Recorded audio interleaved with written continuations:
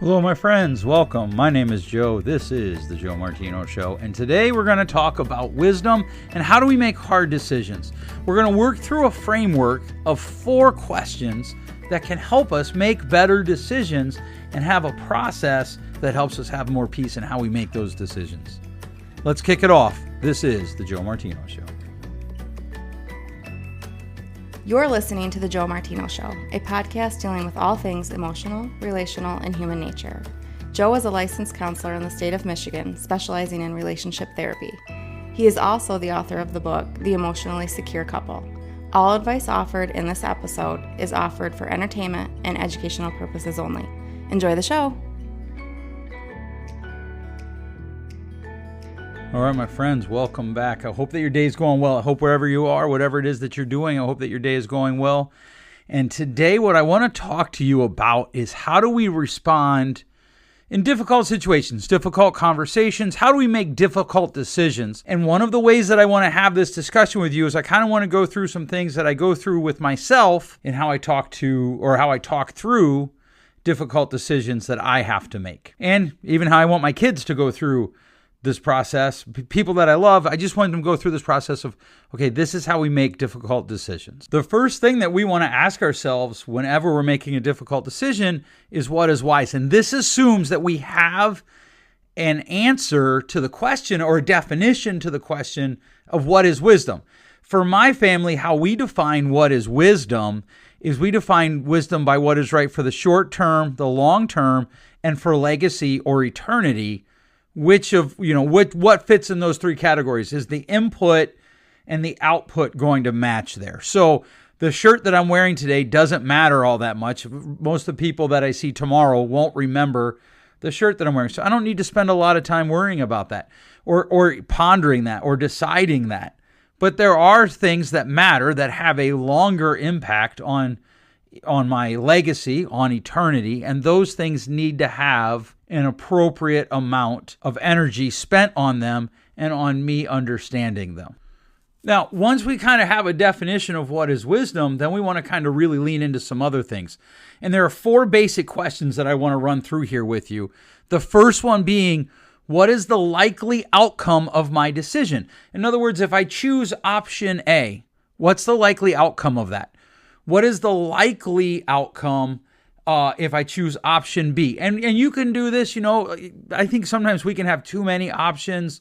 One of my friends calls that, I believe, paralysis by analysis. And so we can have too many options for certain. But we can certainly go through, okay, these are my 3 options. What's the likely outcome if I choose this? What is the likely outcome if I don't choose it? What's the likely outcome for options A, B, and C? What's the likely probability that this succeeds? What's the likely cost of what I'm considering, right? Everything we do. What do you want? What are you willing to pay? What are you willing to risk? Is whatever I'm going to pay for this going to be worth the likely outcome? And these are the things that we wrestle with. What is the likely outcome if I decide to go down this path? Just recently, I heard about an institution that's in some real financial trouble. And so they made decisions about 5 years ago to go a direction, and it didn't work out. And that doesn't mean that it was a bad decision, because we can never really know how decisions are going to work out. What it actually means is that it didn't go well, which we're going to get to that in a minute. But the question that I would have for those decision makers was, did you measure what is the likely outcome of this decision? Did you measure what is the likely cost of this decision? What am I going to pay to make this decision? And because sometimes that cost will be prohibitive and you will immediately know, okay, I shouldn't pursue this further. And so if that's the case, then that's a good process. What's the likely outcome of whatever the decision is that you're considering? What's the likely outcome? What's the likely cost? That's question number 1. Here's a second question that's less fun to consider. What's the likely outcome if this goes badly? In other words, if I make this choice and it doesn't go well, what's the likely outcome? So like if I go buy a new baseball, What's the likely outcome if that goes badly? Probably not that big a deal. I don't know what a new baseball costs, but probably not that much. What's the likely outcome if I go buy a new house that I can't afford and it goes badly? Well, that could be way worse. I might go bankrupt. I might not be able to help my kids go to college. I might not be able to pay my bills. I could end up, you could really run that out to some catastrophic places. What's the likely outcome if this goes badly is such a great question for us to consider, because decisions we make will go badly. No one bats 1,000. No one's perfect in their decision-making process. So when we start to consider, okay, what are the things that could go bad if I make this decision? Or what happens if I make this decision and it goes bad? What are the outcomes of that? What are the probable outcomes of that? And that's something to remember. We're always dealing in probabilities. We can't predict the future. If we were, none of us would be doing what we're doing unless someone who's listening is a professional poker player. And then even then you would probably be retired because you would be able to win immediately. And so what we're trying to figure out here with the first question is, what's the probable outcome? What's the likely outcome? But then what happens if I make this decision and I realize that, that wasn't a good decision. I could have made a better decision, or it was a good decision for what I knew at the time, but now I need to make a new decision. What happens if this goes badly?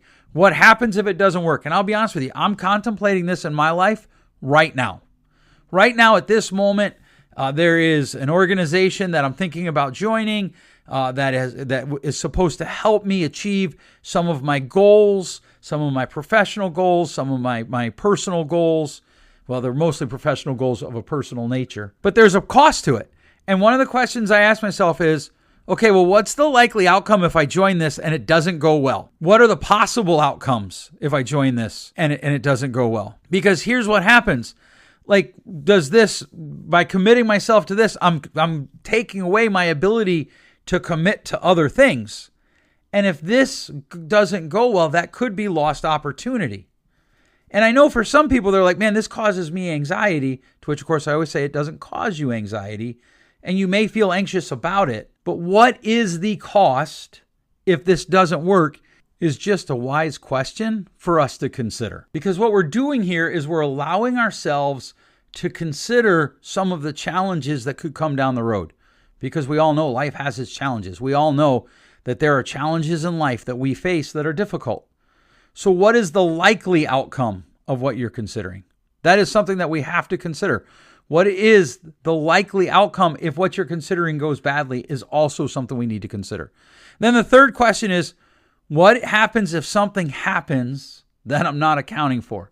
In other words, what about the unknowns? And there are two types of unknowns, known unknowns and unknown unknowns. Obviously, the unknown unknowns are the most terrifying. But what happens if there's something I'm not accounting for? So let's say that I join this organization that I'm thinking about joining, and something happens financially to us that I've not considered or that hasn't been accounted for. Do I have the resources to navigate that? And this can be very disconcerting, and many people don't like to engage this process because they find it very stressful to think about things that they're not accounting for. In fact, the answer I often get when I work through this with clients is, well, if I don't know about it, if I'm not accounting for it, how can I account for it? Isn't that contradictory? And I guess it is a little bit, but what we're trying to get at here is there are always things that happen that we can't account for. There are always things that come down the pipe, if you will, towards us that we cannot necessarily just, I know that's going to happen, because it's just how life works. Friends of mine went camping recently and their vehicle broke down on the way to the campground. You can't really account for that. In fact, I know for a fact he took it in, he got it checked out, all of the things, got a tune up. Another couple that I know, not necessarily friends of mine, but acquaintances of mine, they were going camping and they found out that their camper has a leak, something you can't account for. What are we doing to account for the things that we can't account for? Spending time on this is wisdom. Spending time on this helps us have wisdom in how we're moving forward. And so we want to consider, what are the things that I haven't accounted for? And we do this knowing that we're not going to cover everything. That's okay. We're just trying to figure out, what are the things that I haven't accounted for, and what happens if those things happen? What happens if things go badly? What happens if things go great and I haven't accounted for that? We just want to make sure that we have some level of preparedness, of preparation for the things that are coming. We're not going to catch them all. But we do want to see, can we plan for them? Can we prepare for them? Because when we can, that helps us when they happen. We're already prepared. This is like practice. If you think about a sports team, when they practice, they will often, good sports teams practice in non-scrimmage type drills. They do drills that they don't actually do in the game, but they lead to decision-making processes being shortened in the game. So they're not real-life scenarios. They mimic real-life scenarios so that they can move forward. Hey friends, I hope you are enjoying this episode of questions that we can ask to make better decisions. I did want to remind you that you can sign up for my blog. I have two. Emotionally Inclined deals with all the things that make us human. You'll find things here about parenting and relationships and just navigating life, and probably a controversial post or two about why I don't like Inside Out, the movie franchise. I'm kidding. Maybe. You can also find Hiding Behind God, or Does God Care About Our Theology, which is a post that deals with all the things that are spiritual in our lives. There's not a lot of cross-posting going on, and total you're going to get about 2 posts a month from each site. Right now, my wife is doing a series on things she learned while refacing our kitchen. All right, let's get back to today's episode. Okay, so the first question is, what is the likely outcome if I make this decision? What's the likely cost of it? So it's 2 questions in one. Second question, what is the likely outcome if this goes badly? If I make this choice and it goes bad, what's the likely outcome? Because we might stop there, or we might decide to keep moving forward.